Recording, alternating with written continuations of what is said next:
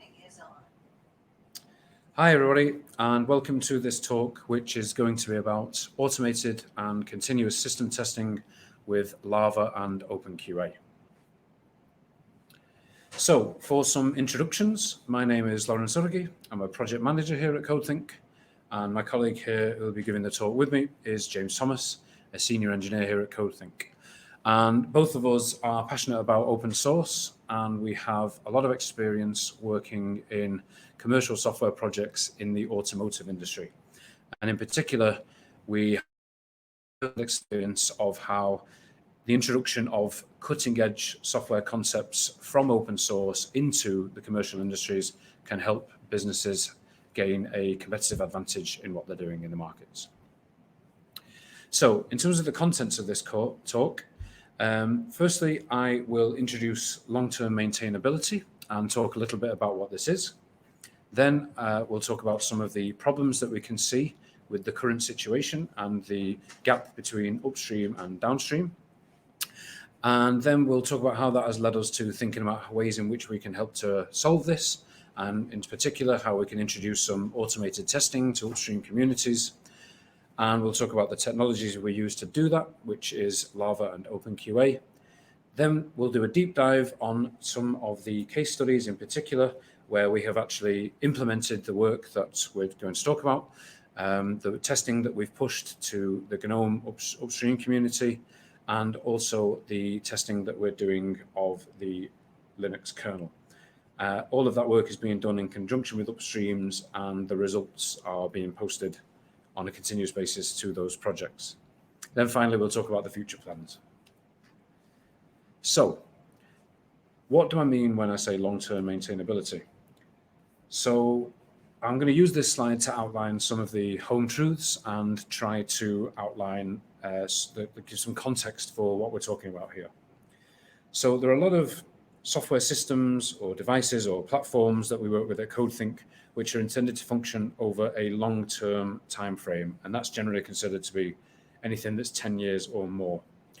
And all of these systems rely on open source components, and as we know, software is increasing in complexity all the time. We all demand more features, and that means more lines of code, and that means more bugs and more testing needed. So in essence, the cost and complexity of maintaining such systems will continue to grow over time, and it will continue to grow exponentially as well. And organizations need to be able to handle the increasing complexity and at the same time handle the increasing volume, and all the time staying competitive. So in other words, businesses need to be prepared to adapt and to accept change and remain competitive. So why do we say long-term maintainability? Don't we already have long-term maintenance? Well, yes and no. So typically we see the same thing happening again and again. You'll have a upstream component which is supported for a shorter life cycle than that of your product. And when companies are developing the products, they will choose a version, you integrate that, do all of their testing until the product is developed and they're happy with it, and they're happy that the customers are going to be happy with it, and then it's released and it's considered stable. And over time, 2 years later, 4 years later, whatever it may be, you'll still find that the same version is used. And basically, there is a huge reluctance to upgrade and move on to the next version. If you have to do so, it might be due to a critical security vulnerability. Generally, that, a lot of the time that will be backported from upstream and integrated specifically, and then pushed to customers via an update, which is a lengthy process and quite an expensive process. But generally, full system upgrades are avoided. So what we have here with this reluctance to upgrade is that we have a situation where systems are just kept on life support. We're doing the minimal possible that we can to keep them to be a viable product. And this isn't necessarily to cast blame. It's not casting blame on upstreams, or it's not casting blame on downstreams that consume the software. It's just to say that's the situation that we've found. So we have to be able to do better between us. Back to long-term maintainability. Basically, this is the phrase that we've sort of developed to think about how we can help to improve, and essentially, instead of having this fear to upgrade, how we can design systems from the outset to be able to upgrade. And again, just using this slide to state some home truths, what we want systems to be able to do is to be as close to upstream as possible and integrate all of the advancements and all of that, basically absorb all of that benefit from upstream with the least amount of overhead required. We want systems to have robust deployment mechanisms in place to be able to roll back in case anything ever goes wrong. And we want to have processes in place on the project to make sure that we can repeat any builds done at any time.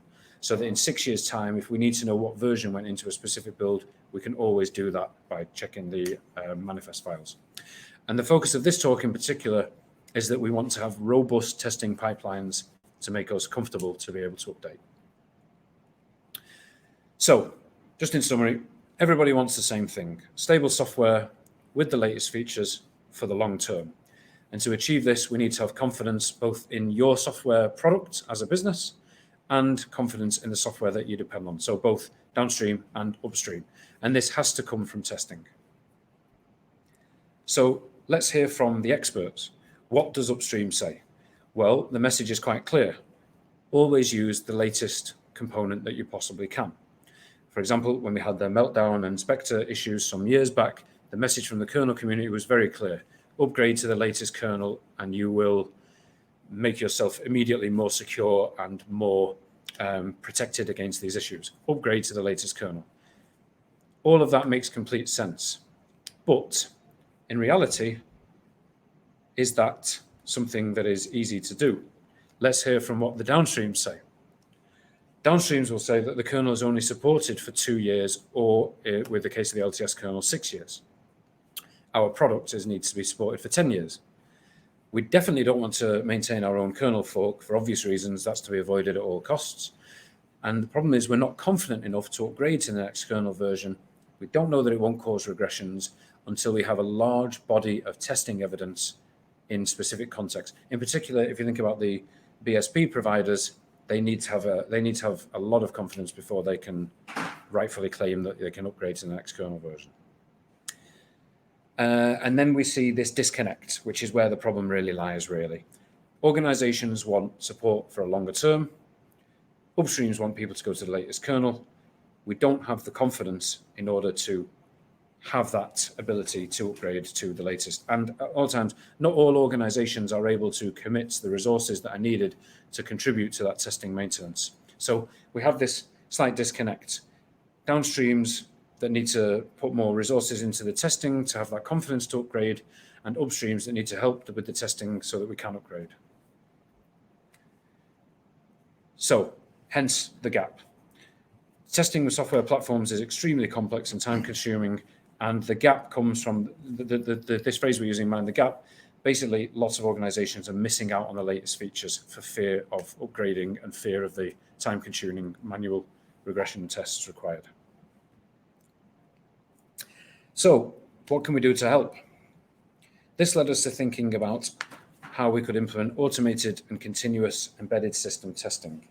So, our research showed us that a lot of the testing that goes on at the moment, especially with the latest kernel versions, relies on human beings and is completely manual. So, especially, well, in particular, the stuff that's done in the open, at least. You have individuals mailing this and saying, yes, I've booted this on my laptop, it works. So if we want to have stable software over the long term, we need to have better testing to give us that confidence. And having automated and continuous testing in a pipeline will allow us to have that confidence. Automation can increase the robustness of tests because we're not relying on any human error. It can increase transparency of tests. And in reducing the manual efforts, we increase our testing capacity automatically because machines can be utilized for longer than human beings can do. We can catch more major errors more easily and earlier, and eventually increase the focus on more complex testing. And this is by no means something that is a new idea. People have been saying this for a long time. Basically, the link here is to an article from Google, where they've said that the way to do testing to make sure that systems are secure is not to focus on downstream testing as like each supplier may do, but to focus on testing directly in the upstream. Continuously test upstream and give the confidence there. So now we're going to take a quick look at the tooling that we were using to implement some of this in the open. So the first tool here is Lava, which describes itself as a continuous integration system for deploying operating systems onto physical and virtual hardware for running tests. So this is essentially a giant test orchestration platform. So there is a central Lava server which dispatches jobs to clients. Now these clients can be anything from a PC running QEMU, or it can be a Jetson board or a Raspberry Pi or any type of physical hardware. So this is actually currently used by the Kernel CI project. And as you can see here, there's a number of jobs available, testing various different platforms, testing various different branches of the kernel on a commit by commit basis.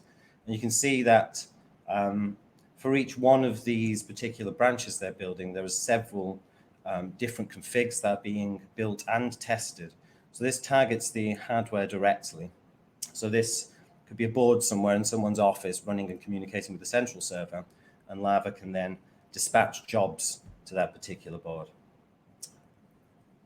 The other tool we're using is OpenQA.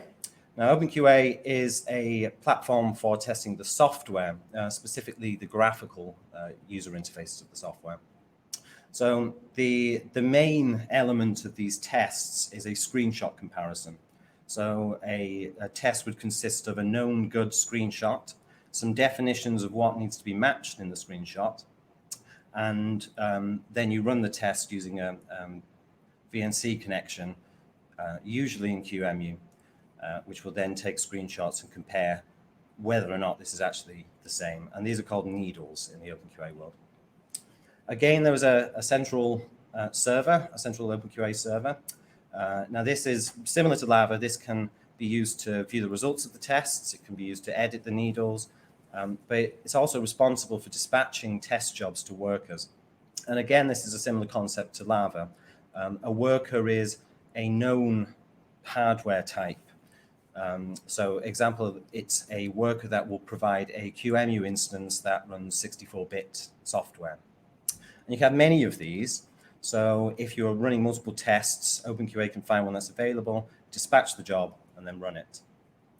And this is a very, very good way of actually testing software, because the vast majority of users, this is the only way they'll ever use this. They're not going to be hacking around in a serial console or on a terminal. They're actually going to be clicking things and looking at stuff. So the first thing we looked at was integrating OpenQA into the GNOME GitLab pipeline. So if you're not familiar with how GitLab does its CI, it's essentially a YAML file which defines a set of steps. This could be a build step, this could be a deploy step, and we've added a testing step. So after the build is done, we can now manually trigger a OpenQA job to perform a set of tests to make sure there's been no regressions in that particular piece of software. Now, the way we've done this is slightly different to how OpenQA usually works.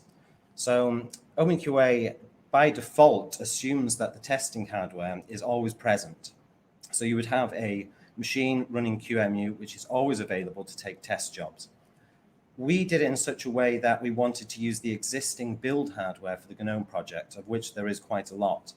And so we didn't want to have the need to have dedicated testing hardware sat there all the time. So this makes it very, very easy to maintain as well, because it's essentially just running a Docker container on a known goods server. And the only requirement for the actual workers there is that they do need KVM, because this is a QEMU job. It would work without it, but it would be quite slow.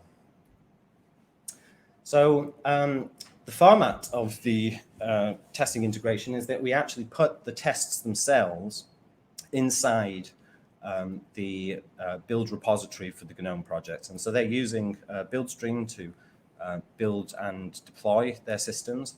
So we can just literally put a folder in the repository which contains the tests. So this allows you to link the tests to a very specific version of whatever it is you're building. So you can add them, you can remove them, you could add a new test, and it will always be associated with that SHA. Now, the needles themselves, the screenshots, they're kept in a separate repository. this is just generally the way OpenQA wants you to do this. And it makes sense because the needles could, in theory, get quite big. You might have a lot of screenshots in there for multiple different versions. And so it's probably best not to pollute the main build repository with that. So when we trigger a job, you can see it in the pipeline here. The first stage of the GitLab pipeline is we build GNOME OS for ARM, for 32-bit, and AMD 64. And that's mandatory. They're mandatory jobs, so you have to run them.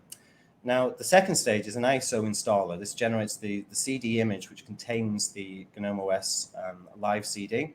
So that's built from an x86 one here. And then the final stage is actually to run a test on that produced ISO image.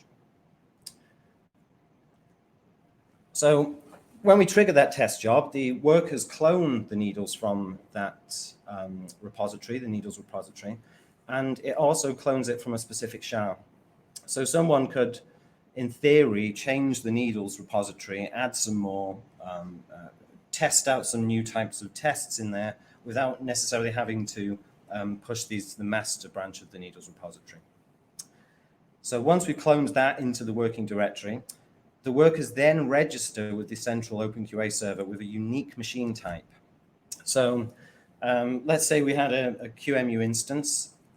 This would be QEMU x86-64 to tell OpenQA that this is going to run 64-bit AMD 64 jobs, and the unique ID, 12345 in this case. So this ensures that OpenQA can only dispatch that test job to the worker that has access to the ISO image. So there's no worry that this test job could go to a previously spun up OpenQA worker. So as you can see there, that's the integration of the CI, that's the test job. And here's the results. So this is currently live. You can visit it right now. It's openqa.gnome.org. And here you can see all of the previously built and previously tested images. Go to all tests here. You can see one was run about 5 hours ago. And you can see the tests are quite simple at the moment. There's not a huge amount, but we run through the install stage. So we ensure that the actual install of the ISO image is completely correct. And you can see with this UI, you can slide it and see the percentage match, and that's looking very good. And then we go right through to the GNOME for setup, so we can check the time zones work, we can check users can be added, we can check all of the functionality that you'd want to test as part of an initial setup. And then finally, we actually get to the desktop there. And so the first test is, did we actually get to the desktop? And as you can see, that's working 100%.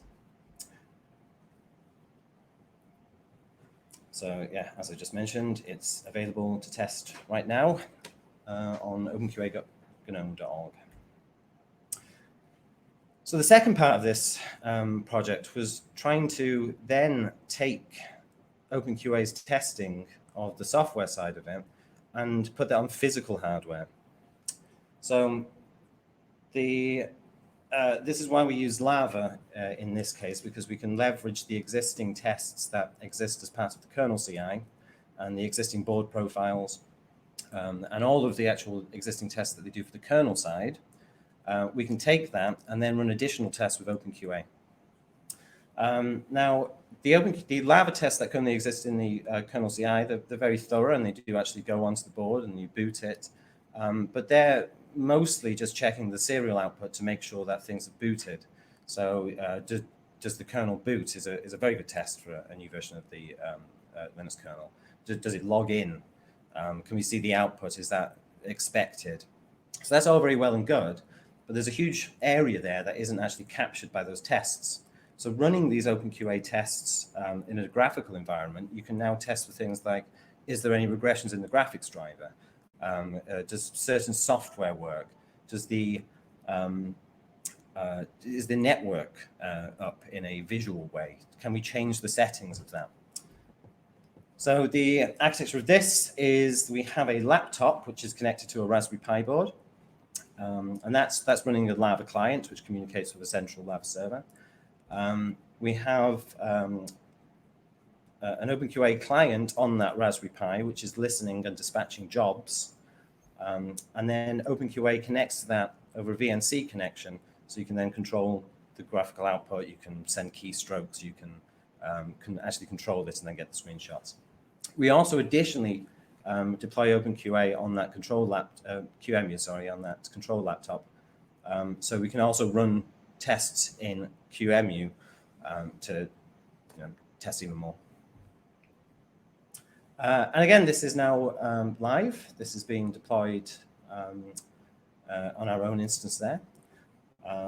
We hopefully will be able to submit some new code to the OpenQA because we've written a backend that allows for a communication with a Raspberry Pi board. But that implementation is actually quite generic, so it really should work on multiple different devices. But at the moment, it's only been tested on a Raspberry Pi. And so you can see the results here. You can see the Lava job, which takes the kernel, flashes it to the board, and then boots it. And then you can see the results of the OpenQA tests, which then boot Ubuntu and perform some graphical comparisons. And you can see we've got a number of branches set up here. We've got some long-term support kernels. We've got the master branch. We've got the latest release branch. And we do that for multiple different devices. So we have a Raspberry Pi job that's running on the board and is also testing the mainline kernel on there. So if we check, let's check the 419. You can see the results here. They're very good. It's all green. And you can see the results of the tests here. So you can see this is a QEMU job. This was running on the control laptop. And we installed the kernel. We checked the bootloader is correct. We log in. Make sure we can enter the password. And additionally, the OpenQA tests don't have to be screenshot tests. So here we're running a test over the SSH console to make sure that the version of the kernel is correct. You can still get a login and all of that. And that can be done on a text comparison basis. So here we go. That you can see the results of it actually putting the new kernel on. And then we reboot it. See, it's performing the same tests. And then did we actually get to a graphical screen is one of the tests. And you can see there that the needle is matching 100%. As previously stated, they are basic tests at the moment, but we do hope to add more.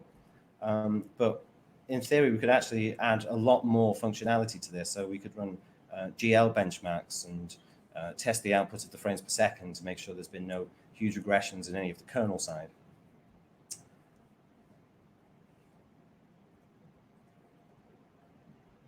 And we have received some positive feedback already. As I say, it's being used, and Linus is supporting the more tests, the merrier. So it's good to get positive feedback about that actually being used. So what next? We need more tests. As you can see, the GNOME ones need to be fleshed out a bit more, so contributions are very welcome there. We would like to connect our OpenQA instance to the main kernel CI, to the main kernel Lava CI, so we can start performing these tests on many more devices. We can hopefully test as many of the boards there using OpenQA and the graphical tests that we have there. Some features that need to be added to OpenQA itself, namely the test needle synchronization between the workers and the central OpenQA server. So at the moment, whilst the workers can clone the needles that it needs for its test by giving it a Git repository and a SHA, this does not work on the central server. So the central OpenQA server is currently synchronized with a cron job, I believe, that runs every minute to pull the needles into a specific folder. So adding the ability to OpenQA to target the tests and the SHA per test would be very much needed. We'd also like to add some of this board deployment work to the GitLab pipelines for GNOME. So on top of actually testing the ISO image in QEMU, we would like to then add a pipeline stage which can then flash that to a piece of hardware. So we're thinking about using a RISC-V board for that to make sure there's no regressions there and make sure that the the versions of the software actually still keep on working. And maybe that won't be done on a per commit basis. Maybe that could be done on a release basis, but there's still work to do there. And finally, more backends. OpenQA is very geared towards using VNC as the actual control mechanism. It would be nice to add an RDP backend for that. It would be nice to add something way more generic.